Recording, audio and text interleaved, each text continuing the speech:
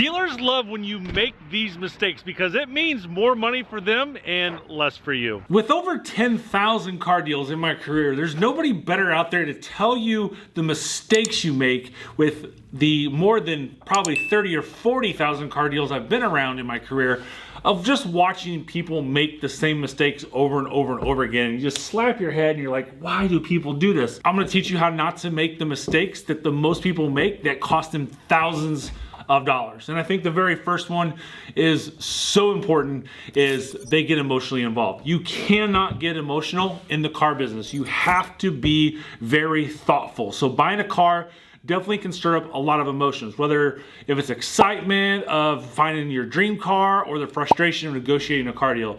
But when your emotions take over, logic gets pushed to the side. Research from psychological science shows that emotions often cloud judgment, leading to impulse decisions that you'll regret later. And I see it happen in front of me, that people are getting nervous and they get twitchy and they put their hands in certain spots, and I know that they're trying to make a bad decision. And I usually call them on that without them knowing it, but I'm not there with you on every one of your deals. So it's not just about falling in love with the car itself. Salespeople know how to use your emotions against you with tactics like lowballing your trade-in, pushing unnecessary extra stuff, or creating false urgency to close the deal. So if you let excitement or frustration guide your decisions, you're more likely to walk away with a bad deal. Or maybe just in general, you're just gonna walk away from the deal at all and prolong the experience that's just gonna make it even worse. The whole point of this video is to understand the mistakes you're making so that way you have a good experience. Nothing happens to you,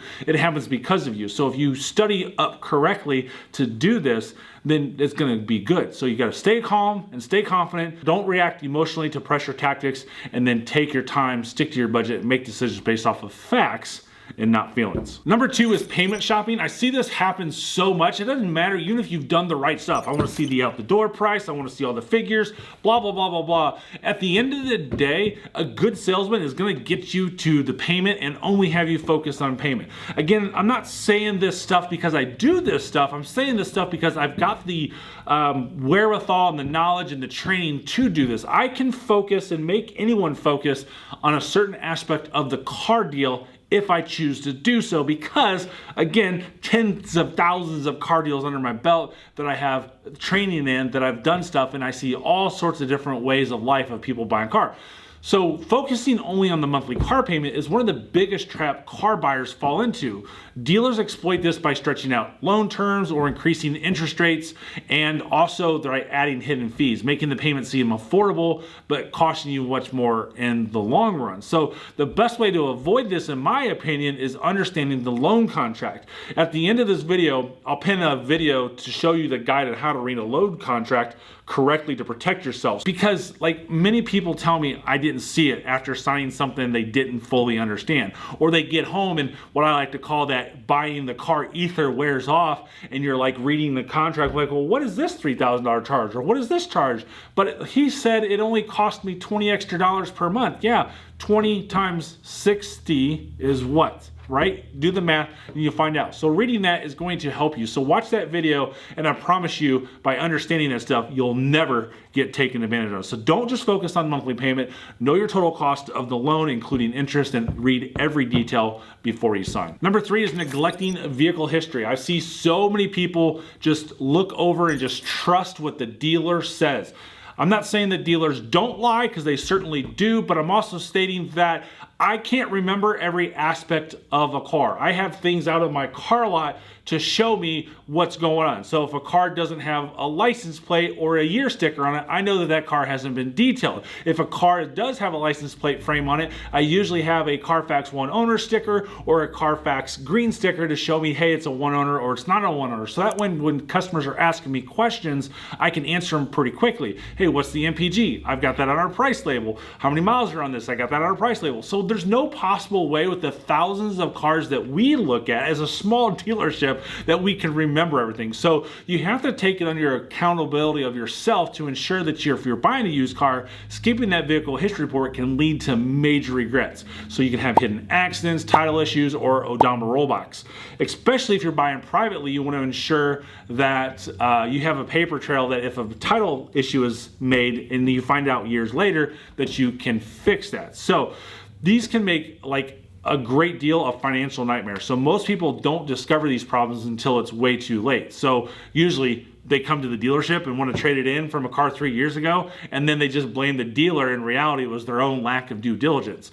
So if you want to avoid these mistakes, obviously Carfax and AutoCheck are the only reliable source for vehicle history. But remember, they're not perfect. These reports are a great starting point, but they'll not catch everything. So that's why you have to do your due diligence and making sure you inspect that vehicle for yourself. And again, I've got videos about all this stuff, so I'll link at the end of this video how to inspect a used car video so you can do exactly what I show you to ensure that you don't get taken advantage of. I talk about this one a lot, and that's not getting pre-approved for financing. So you gotta walk into the dealership with the ammo that you have.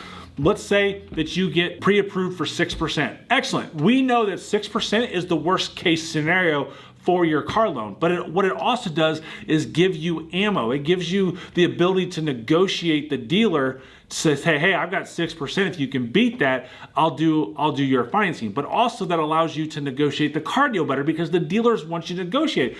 Oh, you're already pre-approved through XYZ. We're not gonna give you a better deal. But what if I finance through you guys? If you can be competitive on my rate, I'll finance through you guys, and then you can work your car deals to get better deals. So dealer arranged loans often come with some incentives where they also can come with higher interest rate and hidden fees. So you having that pre-approval can protect you from that. So biggest tip is get pre-approved with your local bank or credit union before shopping. If it doesn't save you any additional money, but it at least gives you the leverage and negotiating power of the finance terms. Oh, this one. I've talked about this in so many videos. It is buying the unnecessary extras. Dealers love to upsell extras. There's not a whole lot of profit in a car deal. You got to understand that the front end of the dealership, the car sales part, is not profitable in most dealerships. It's the service and the parts warehouse that is the profit center for the dealership. So the front end is how all these managers and salespeople get paid, so they have to have upsell extras like paint protection, tire coverage, theft recovery systems like LoJack or GPS trackers or window etching. These add-ons are often very low value, extremely high priced, and they're unnecessary. So offering those to you only puts money in their pocket and no value to you. So don't buy unnecessary items. I will say that the only two necessary items that you ever want to buy at a car dealership is extended warranty and gap insurance if you have not put down at least 20%. So if you don't like these ads, politely decline them and focus on the essentials. If you want paint protection or other services, shop out there and around. I do recommend some sort of paint protection that you put on your car because 20% of the value of your car is of its appearance, but do not do it at the dealership because the paint protection they apply at the dealerships is extremely low quality stuff and it's never gonna last and you overpay for it. They're usually $800 to $1,000 to $1,200 and you can go out and get a true ceramic coating from a professional shop in your area, much better. SB3 Ceramic Coatings is the best ceramic coating on the market and you can check out their website, that's not sponsored by the way, for the best installer near you. Number 6 is getting a pre-purchase inspection on a used car. I recommend it all the time. Matter of fact, I think it just saves my butt a little bit. So for used cars, skipping a pre-purchase inspection is one of the riskiest mistakes you can make. Even cars that look perfect can have hidden mechanical or structural issues that lead to expensive repairs. In my case, I do a 172-point inspection on all of my cars. I had a 2015 GMC Sierra that I had personally been driving. I've been driving this truck every day. Customer looks at it, they're typically a Ford person. They're like, hey, what's this noise? And I'm telling them it's probably the locking rear diff. It's a little bit different between Ford and Chevy.